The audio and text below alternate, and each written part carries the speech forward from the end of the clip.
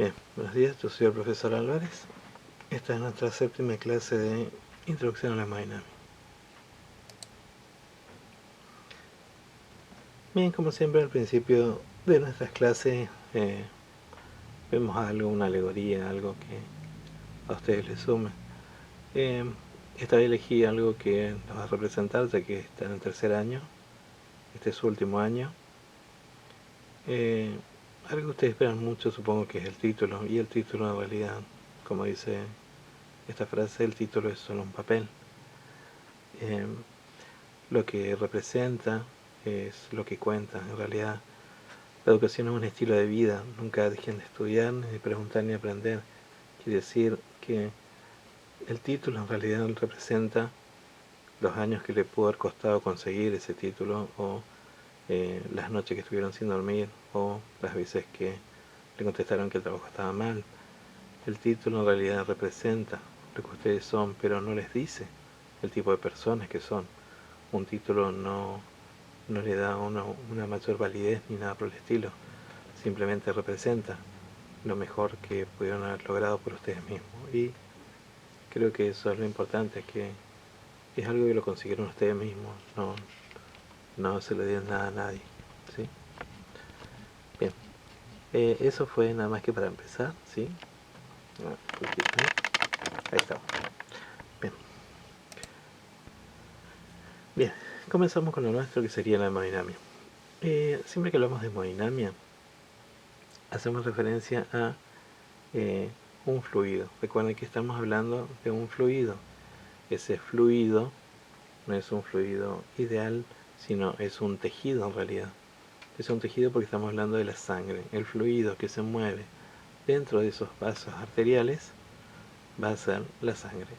Y la sangre, por contener células en su interior, hace que esos tipos de células que nosotros tenemos puedan modificar su dinámica.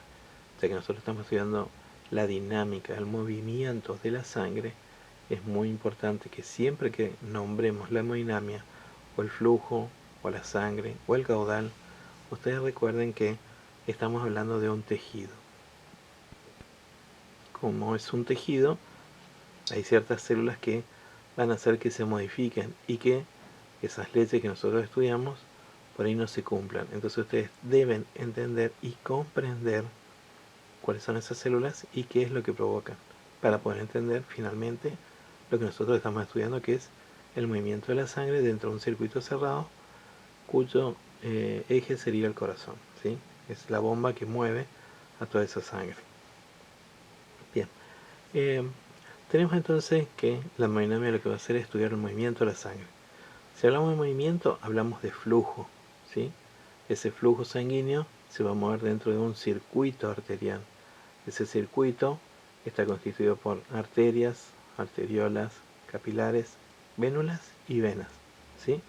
Eso es lo que nosotros tenemos que comprender. Ese circuito arterial, ese circuito cerrado, ¿sí? Lo que va a hacer es, va a mover ese tejido, se va a mover dentro de eso. Recuerden que las arterias poseen una característica especial, poseen un músculo liso por los que se pueden contraer y también se pueden distender, ¿sí? Y las venas poseen válvulas que dejan que la sangre vaya en un solo sentido, ¿sí? Entonces, siempre que hablemos de flujo sanguíneo, ustedes ubíquense ya en ese sistema cerrado, en ese sistema de vaso sanguíneo, ¿sí? Entonces, el flujo va a discurrir dentro de las arterias y las venas, y a su vez el flujo va a estar influenciado por la presión, que va a ser la fuerza que ejerce la sangre contra esas paredes. Entonces, la fuerza de la sangre, ¿sí? Nosotros lo vamos a relacionar ahora con el concepto de presión. Cada vez que nosotros digamos presión, recuerden que es la fuerza que la sangre ejerce contra las paredes de las arterias, ¿sí? Esa es la fuerza. Y cuando hablemos de resistencia, ¿sí? Es la fuerza que se opone a ese pasaje. Esta parte de la resistencia la vamos a ver un poquito más adelante cuando hablamos de viscosidad. ¿Qué digo yo cuando digo viscosidad? Hago referencia a uno de esos tejidos. Estamos hablando de los glóbulos rojos. Los glóbulos rojos, cuando están aumentados, hacen que aumente mi resistencia. O sea que el flujo se ve comprometido. ¿Por qué? Porque esos elementos que tienen esos elementos formes hacen que esas células vayan contra la pared de las arterias, lo que genera fricción. Esa fricción va generando que disminuya su velocidad y por lo tanto genera una resistencia a ese flujo. Lo mismo en la presión. Cuando la presión aumenta, el flujo también se ve comprometido. Son factores que comprometen la dinámica sanguínea, ¿sí? Por eso lo estudiamos. Bien, entonces, vamos a estudiar primero la presión arterial y después vemos qué es la tensión, ¿sí? Para tener esos conceptos bien en claro. Entonces, la presión arterial es la fuerza que ejerce la sangre contra las paredes arteriales, ¿sí? Si ustedes ven el dibujo, ¿sí? Se observa que es la fuerza que ejerce. Recuerden que esas paredes, ¿sí? Están constituidas por músculo liso que tiene la capacidad de contraerse y distenderse. ¿Está? Entonces, esa fuerza que nosotros vamos a tener acá, a partir de ahora nosotros la relacionamos con la presión. La tensión es cómo van a reaccionar esas paredes ante esa fuerza, ¿sí? Cómo van a reaccionar, ¿sí? Entonces, presión es la fuerza que ejerce contra las paredes y tensión es esas paredes cómo reaccionan ante esa fuerza, ¿sí? Acá ustedes ven que la fuerza es muy grande, entonces acá hay mucha tensión, ¿sí? ¿Vieron? Acá se agranda, es como nosotros reaccionamos ante esa fuerza. Entonces son conceptos que si bien parecen similares, no lo son, pero están relacionados. Presión, tensión, resistencia y flujo están relacionados. Todo está relacionado. Entonces, vamos de vuelta. El flujo, la circulación, la vamos a tener dentro de vasos sanguíneos. ¿Cuáles son estos vasos sanguíneos? Tenemos las arterias y las venas, ¿sí? Ese flujo, antes de comenzar a estudiarlo, nosotros tenemos que entender que estamos hablando de un tejido. ¿Por qué es un tejido la sangre? Porque va a tener elementos formes y no formes. Y uno de esos elementos, el glóbulo rojo, cuando aumenta, hace que el flujo disminuya. ¿Por qué? Porque tiene mayor resistencia. ¿Sí? Bien. Llegamos a la parte de hemodinámica en la que tenemos que hacer una relación entre el flujo, la presión y la resistencia. ¿Por qué? Porque vamos a estudiar una ley, la ley de Puisian, ¿sí? Entonces, vamos pasito a pasito, como decía el tema, vamos despacito, ¿sí? Entonces, la hemodinámica, recuerden que es el movimiento de la sangre. Nosotros estamos estudiando el movimiento de la sangre, ¿sí? Vamos a entender que esa sangre, ese fluido, no es un líquido, ¿sí? Es un tejido. Entonces, estamos estudiando el movimiento de la sangre. La hemodinámica relaciona el flujo, la presión y la resistencia. ¿Por qué es tan importante? Porque cualquiera de estos tres que se modifique, me modifica a mí la hemodinámica, ¿sí? Cualquiera de estos tres puntos que ustedes ven, si se modifican, modifican la dinámica sanguínea.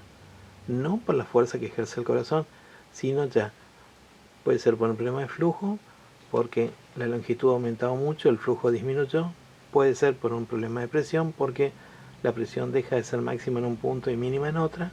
O puede ser por la misma resistencia vascular que ejercen esos componentes celulares. Entonces, tenemos que el flujo va a ser la cantidad de sangre, acá dice, es la cantidad de sangre que pasa por un determinado punto en un determinado tiempo. Entonces, nuestro flujo sanguíneo nosotros lo vamos a medir midiéndolo de un punto A a un punto B y siempre en base a tiempo. Ese es mi flujo sanguíneo. ¿Cómo se modifica el flujo? Sencillamente por que se modifique la presión o la resistencia. Cualquiera de estos puntos que se alteren, me alteran el flujo sanguíneo, ¿sí? Quiere decir que el punto A al punto B, midiéndolo en el tiempo, ese flujo ya cambió. ¿Por qué? Puede ser por cualquiera de estos tres factores, ¿sí? Debajo tenemos la presión. La presión, recuerden que en el anterior nosotros vimos que la presión es la fuerza que ejerce esa sangre por las paredes de las arterias, ¿sí? Contra las paredes. Entonces, si aumenta mucho mi presión, lo que va a hacer es que el corazón va a tener que bombear muchísimo más y puede ser que se vea comprometida la tensión. Vieron que en el anterior nosotros teníamos que crecía mucho esa porción de la arteria, ¿sí? Vieron que acá está muy agrandado, es demasiada la fuerza, entonces La tensión, como reacciona, hace que las paredes arteriales se ensanchen, ¿sí? Por lo tanto, el flujo, fíjense que acá el flujo ya va a cambiar. Entonces, ¿vieron cómo un solo patrón que nosotros estamos viendo puede modificarlo todo? ¿Sí? Entonces, presión es la fuerza, ¿sí? Cualquiera de estos tres se puede modificar, ¿no? Y la resistencia vascular es la dificultad que imponen los vasos al pasaje de esa sangre. En esta parte recuerden que la resistencia vascular generalmente va a estar dada por los glóbulos rojos.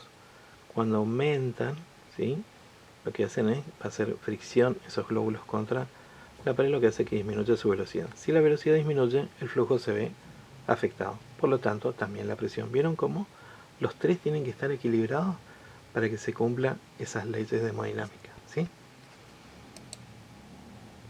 Bien. Esta parte descansen un poquitito, ¿sí? Siempre les hago una alusión a que en la anterior les he dicho que era como el director de orquesta, ¿sí? Necesito que todos ustedes estén en sintonía para que podamos tocar una linda melodía. Entonces dice, mi mejor sinfonía es aquello que creo con ustedes en cada clase, pero como todo pieza magistral, solo se la aprecia al final. Quiere decir que para que una orquesta funcione, yo necesito que todos los instrumentos suenen. Necesito que toque el violín, el cello, ¿sí? Todos tienen un lugarcito dentro de esta clase. Pero recién nos vamos a dar cuenta cómo quedó todo conformado cuando lleguemos al final. En el final del curso vieron que cuando recién comenzamos, ustedes todavía estaban muy perdidos con lo que era la hemodinámica, la sangre, qué era el colesterol, cuáles eran los factores de riesgo. No tenían idea de qué era un catéter WJ, un catéter Cobra, qué era un arco en C, cuáles eran los movimientos que poseía. Todavía no sabían mucho de la dinámica que habíamos estado estudiando. Sin embargo, como fuimos avanzando, se darán cuenta que esos conocimientos cada vez son un poquitito más de lo que fue al principio. Entonces la idea es que hacia el final se crea una linda melodía, ya recién al final nosotros daríamos por entendido esta parte de esta materia, ¿sí? Bien, esta parte presten atención porque parámetros hemodinámicos los vamos a ver siempre. ¿Por qué? Recuerden que cuando estamos en la tercera parte del servicio de o laboratorio de hemodinámica, sería el servicio de hemodinamia o laboratorio de hemodinamia, uno de los monitores está reservado para los parámetros hemodinámicos. Cada vez que yo digo parámetros hemodinámicos, ustedes deben saber que yo les estoy hablando de la presión, la tensión, la resistencia y el gasto cardíaco, ¿sí? Eso tienen que saberlo. Entonces, parámetros hemodinámicos son la presión, que de vuelta, quiero la presión, era la fuerza que ejerce la sangre contra las paredes arteriales. La tensión era cómo reaccionaban las paredes arteriales ante esa fuerza. Vieron que se agrandaba como un globo. La resistencia vascular, que nosotros vamos a relacionar con los glóbulos rojos. Cuando los glóbulos rojos aumentan, hacen que disminuya mi velocidad. Y esta parte que ya habíamos hablado, pero se olvidaron un poquitito, que es el gasto cardíaco. Gasto cardíaco teníamos dos formas de medir. La primera era el gasto cardíaco al lado izquierdo. Gasto cardíaco al lado izquierdo es simplemente una fórmula. Es cantidad de volumen inyectado por el ventrículo izquierdo por tiempo. Entonces la cantidad del volumen que inyecta ese ventrículo en un minuto. Eso es gasto cardíaco al lado izquierdo. Ahora, bien, del otro lado, del lado derecho, el cateterismo o gasto cardíaco del lado derecho se hace con un método de Pick que se llama método de termodilución.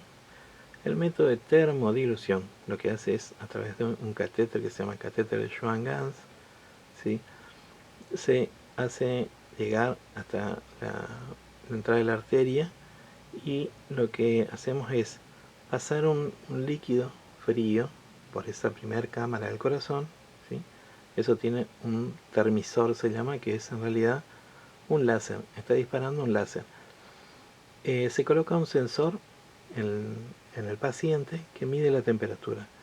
Normalmente su temperatura debería ser de 36,5. En realidad se coloca el sensor para saber la temperatura que tiene el paciente en ese momento. Por ejemplo, si fuera 36,5, perfecto, lo registramos. Y por una de las válvulas que tiene ese catéter se pasa a una solución salina fría, generalmente a 22 grados centígrados. ¿Por qué se hace esto? Recuerden que se pasa una sustancia a 22 grados centígrados y su temperatura corporal es 36,5. Esa sangre está a 36,5. Cuando llegue a esa cámara del corazón, se va a mezclar y lo que va a hacer el transmisor es registrar cuánto tiempo le toma a esa sustancia que está encerrada dentro de esa cámara del corazón llegar a los 36,5. Y a través de eso, basado en el tiempo, una fórmula similar a la del gasto cardíaco del lado izquierdo, lo que va a hacer es le va a decir el gasto cardíaco del lado derecho. ¿Está? Eso también lo vamos a ver, pero más adelante cuando veamos otras partes del cateterismo.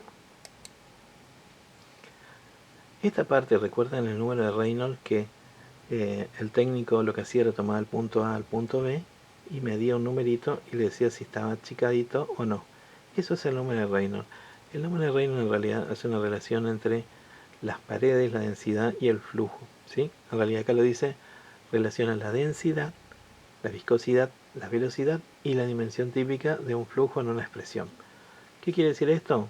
En palabras simples y comunes sería, el número de Reynolds le va a medir qué pasa del punto A al punto B, la velocidad, pero en realidad el número de Reynolds lo va a tomar cuando tenga un flujo turbulento, basándose en las características de ese fluido, de la sangre, en su viscosidad, en su velocidad y la dimensión o el radio que tenga esa arteria, ¿sí? Eso es lo que hace el número de Reynolds. Entonces, cuando tiene un número pequeño, ¿sí? Esto lo llamamos flujo laminar. ¿Qué es esto? ¿Vieron que están todos yendo normal, ¿sí? Ahora el problema es cuando aumentamos más de 2000, quiere decir que el número es grande, el flujo es turbulento. El flujo solamente puede ser turbulento cuando en algún trayecto de la arteria se achica.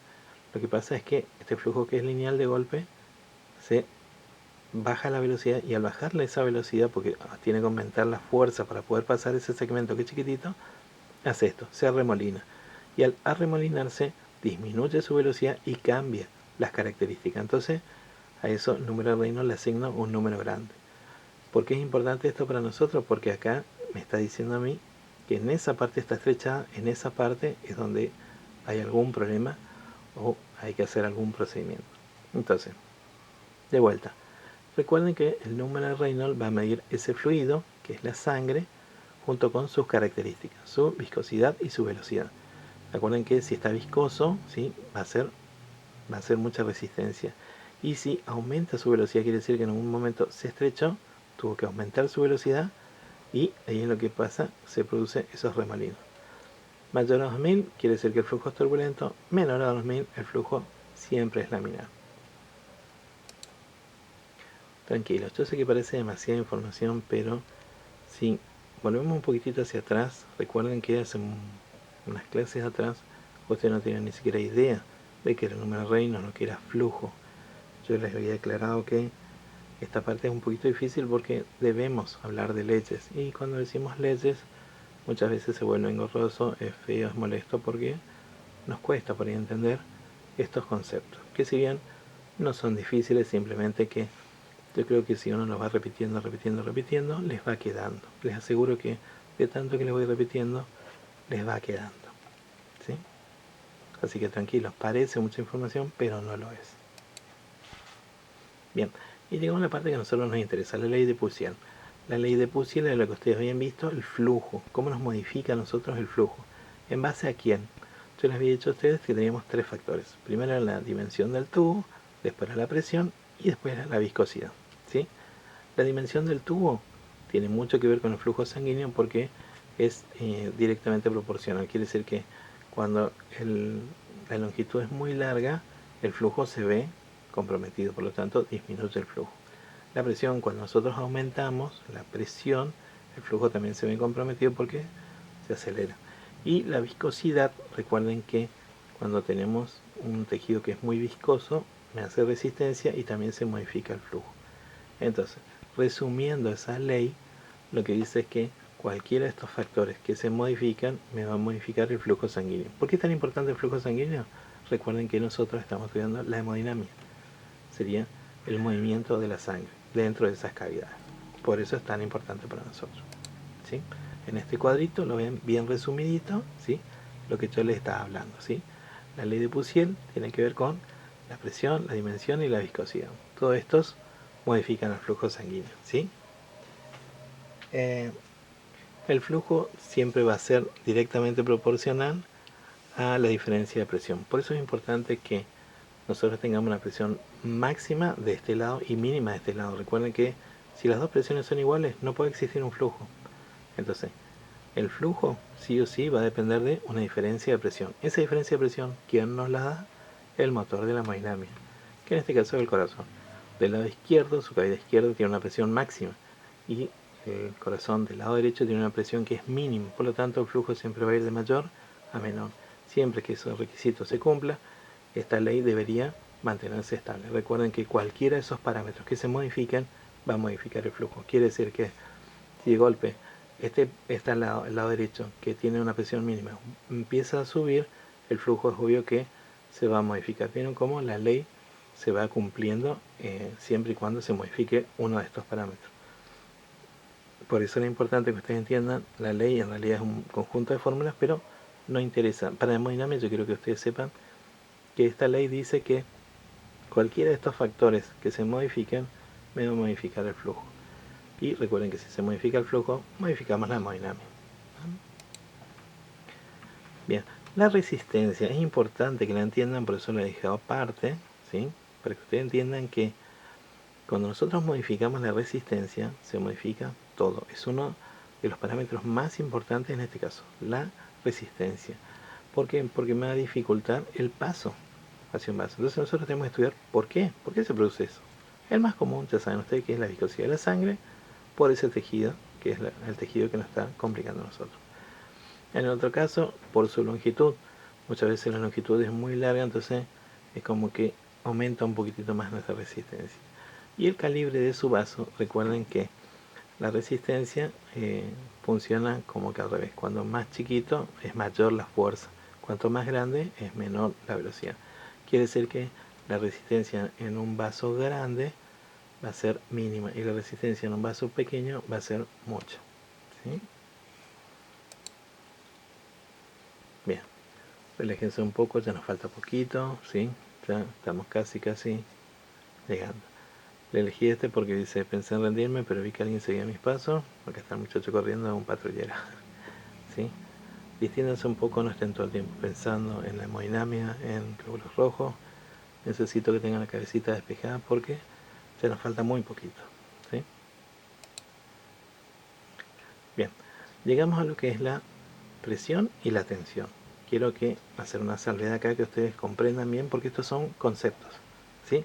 Entonces, la presión, recuerden que era la sangre que, la fuerza que ejercía la sangre contra las paredes arteriales. Fíjense cómo acá tenemos un paciente normal, un paciente prehipertenso, fíjense cómo se empieza a engrosar, acá la fuerza obviamente va a ser mayor, y un paciente con hipertensión. Fíjense cómo están muy engrosadas las paredes arteriales, por lo tanto la presión acá va a ser muy superior, ¿sí? Y la tensión es cómo reaccionan las paredes ante esta fuerza. En el anterior recuerden que cuando tenía mucha tensión lo que hacía es se agrandaba, ¿sí? Eso puede dar lugar a unas patologías. Entonces, presión y tensión recuerden que son dos cosas muy diferentes, pero están muy relacionadas, ¿sí? Entonces, tensión es cómo reacciona y presión es la fuerza que le ejerce.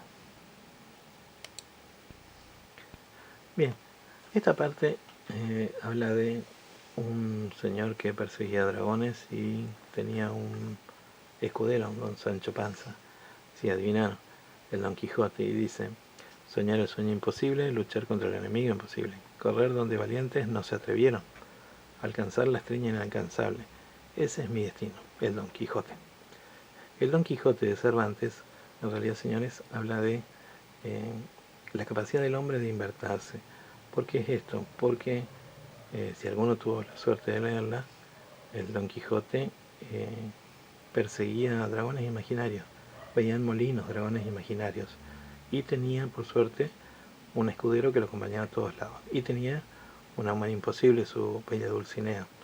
En el final de la obra, el Don Quijote recupera la cordura, entristece y muere. Entonces, ¿cuál sería la moraleja de este cuento? Sería, sueñen el sueño imposible. ¿Quién les dice a ustedes que un molino no sea un dragón? ¿O quién no tiene un don Sancho Panza que le acompaña en sus locuras?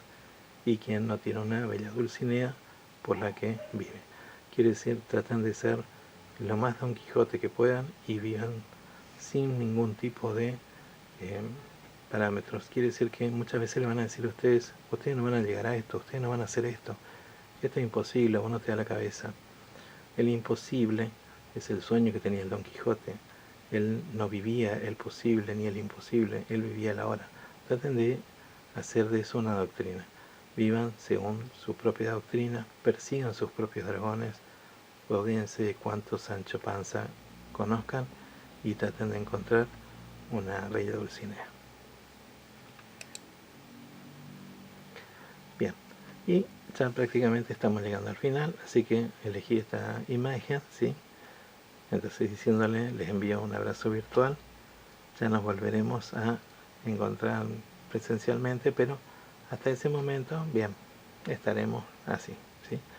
En algún momento esto va a pasar a la historia, va a quedar como simplemente algo lindo, una anécdota que vamos a contar a tal vez nuestros nietos, si llegamos a pasar todo esto, ¿sí? Vamos a ser la generación que vivía encerrada y la generación que se comunicaba a través de Zoom y muchas otras cosas. Como ustedes sabrán, esta ya es la última clase que nosotros tenemos, porque la del lunes se festeja un día muy especial para nosotros, que es nuestro primer gobierno patrio. Así que ese día, ya que van a descansar, les mando un abrazo, ¿sí?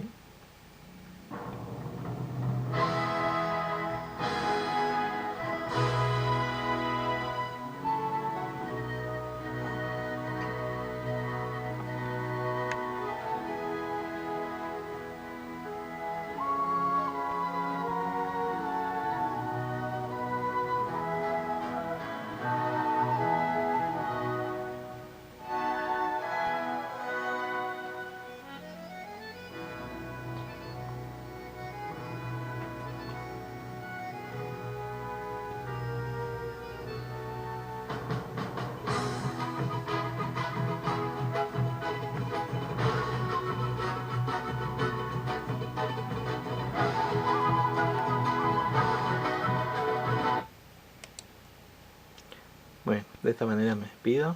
Señores, nos veremos el día martes 26.